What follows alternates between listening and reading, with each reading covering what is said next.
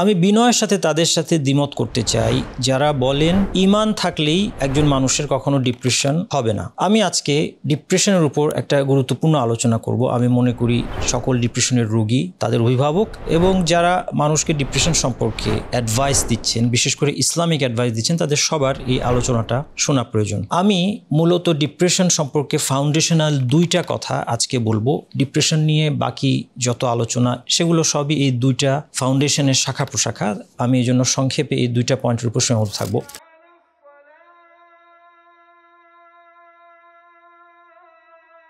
এক নম্বর আমার যে পরামর্শ একজন ডিপ্রেশনের রোগীর জন্য, সেটা হচ্ছে আপনাকে অবশ্যই একজন বিশেষজ্ঞ সাইকিয়াট্রিস্টের কাছে যেতে হবে এবং প্রয়োজনে আপনাকে ড্রাগস বা ঔষধ সেবন করতে হতে পারে। কিন্তু এক্ষেত্রে আপনি এনশিওর করবেন যে যার কাছে আপনি যাবেন, যে সাইকিয়াট্রিস্ট পরামর্শ আপনি নেবেন, তিনি একজন ধার্মিক, একজন প্র্যাকটিসিং মুসলিম হন। তিনি যেন আপনার চিকিৎসা করতে গিয়ে ইসলাম বিরোধী কোনো উপায় অবলম্বন না করেন।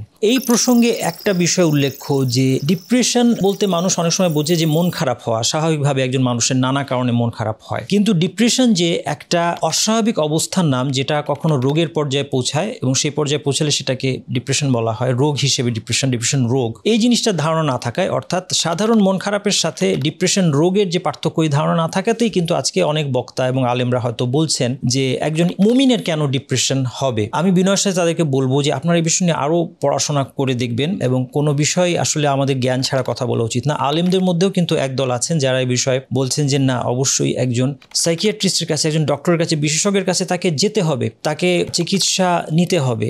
রাসূল সাল্লাল্লাহু আলাইহি ওয়াসাল্লাম বলেছেন তাদাওয়াও, যে তোমরা চিকিৎসা করো। ফাইন্নাল্লাহা লাম ইয়াদা দাওয়ান ইল্লা ওয়াদা লাহু দাওয়ান গায়রাল হারাম। কেননা আল্লাহ সুবহানাহু ওয়া তাআলা প্রত্যেক রোগেরই ঔষধ রেখেছেন, একমাত্র বার্ধক্য ছাড়া। বার্ধক্যের কোনো ঔষধ নেই, এর পরিণতি হচ্ছে মৃত্যু। এই দুটার পার্থক্য না জানা থাকার কারণে আজকে আমরা অনেক সময় ডিপ্রেশনের রোগীকে বলছি কেন তোমার ডিপ্রেশন হবে, তোমার মন খারাপ হওয়ার তো কোনো কারণ নাই, তোমার ইমানের দুর্বলতার কারণেই এটা হচ্ছে। এই কথাগুলো কিন্তু একটা রোগীকে আরো হতাশার দিকে ঠেলে দেবে। আপনি চিন্তা করেন, ঠিক যেমনি ভাবে একটা পঙ্গু লোককে আপনি কখনোই বলবেন না যে তুমি তো চেষ্টা করলেই হাঁটতে পারো, তোমার সমস্যা কি। একটা অন্ধ লোককে কিন্তু আপনি বলবেন না যে তুমি চেষ্টা করলেই দেখতে পারো, তোমার তো কোনো সমস্যা নাই। এটা অমানবিক মনে হবে মানুষের কাছে। কিন্তু দুঃখের বিষয় হচ্ছে সমাজ এই ডিপ্রেশনকে যে একটা রোগ হিসেবে তারা এখনো চিহ্নিত করতে পারছে না তাদের জ্ঞানের অভাবে। ফলে ডিপ্রেশন রোগী তারা বলছে তুমি চাইলেই তোমার যে মন খারাপ লাগছে এটা দূর করে ফেলতে পারো। এটা তাকে আরো হতাশার দিকে ঠেলে দেওয়া হয়। সে মনে করছে যে আমার ঈমান নাই, আমার এখান থেকে বাঁচার কোনো উপায় নাই, আমি পৃথিবীতেও ডিপ্রেশনের মধ্যে থাকবো, হয়তো মৃত্যুর পর জীবনেও জাহান্নামী হবো। একটা মানুষকে এভাবে হতাশার দিকে ঠেলে দেওয়ার চেয়ে খারাপ কিন্তু কোনো কিছু হতে পারে না।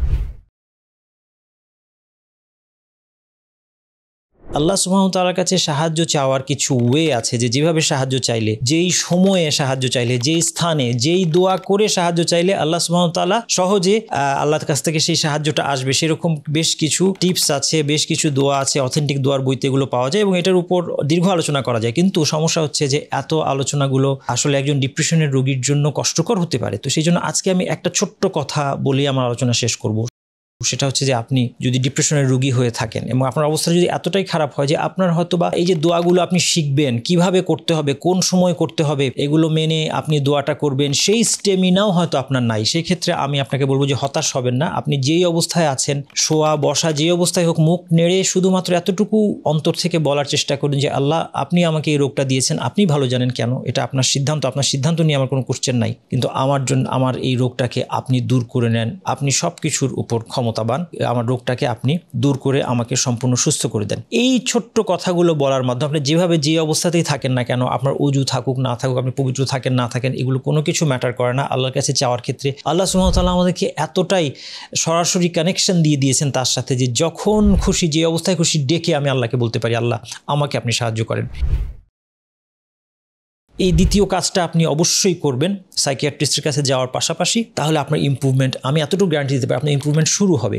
এরপর যখন আপনি আরেকটু বেটার অবস্থায় আসবেন, তখন আপনি দোয়া করার যে আদবগুলো এবং দোয়া কবুলের যে উপলক্ষগুলো আছে সেগুলো এবং অথেন্টিক দোয়াগুলো শিখে নিতে পারবেন। এভাবে করে আপনি গ্র্যাজুয়ালি ইনশাআল্লাহ আপনার এই মুসিবত থেকে বের হয়ে আসতে পারবেন এবং একদিন পেছনে তাকিয়ে দেখবেন যে এর মাধ্যমে আপনার অনেক কল্যাণ হয়েছে। যখন বিপদটা আমাদের উপর নেমে আসে তখন আমাদের কাছে সেটা খুব ভারী মনে হয়, কিন্তু একদিন সেই বিপদটা যখন চলে যায় তখন আমরা পিছনে তাকিয়ে বুঝতে পারি যে এই বিপদের মধ্যে দিয়ে আল্লাহ আমাদের জীবনে অনেকগুলো কল্যাণ নিয়ে এসেছেন। আল্লাহ তাআলার সাথে আমাদের সম্পর্ক আরো মজবুত হয়েছে এবং দুনিয়া এবং আখিরাতে ব্যাপক কল্যাণ আমরা লাভ করেছি। তাহলে এই দুইটা ফাউন্ডেশন আবারও রিপিট করছি যে অবশ্যই একজন ধার্মিক প্র্যাকটিসিং মুসলিম সাইকিয়াট্রিস্টের কাছে আপনি যাবেন, তার পরামর্শ নেবেন। এবং দ্বিতীয়ত সর্বান্তকরণে স্রষ্টা আল্লাহ সুবহানাহু ওয়া তাআলার কাছে, আমাদের রব, তার কাছে আপনি ধর্ণা দিবেন, তার কাছে আপনি সাহায্য চাইবেন। আল্লাহ সুবহানাহু ওয়া তাআলা ডিপ্রেশন সহ সকল মুসিবত মুসলিম ভাই বোনদের জীবন থেকে দূর করে দিন এবং এর বিনিময়ে তাদেরকে উত্তম প্রতিদান দিন, এই দোয়া করে শেষ করছি। সুবহানাকাল্লাহুম্মা ওয়া বিহামদিকা আশহাদু আল্লা ইলাহা ইল্লা আনতা আস্তাগফিরুকা ওয়া আতুবু ইলাইক।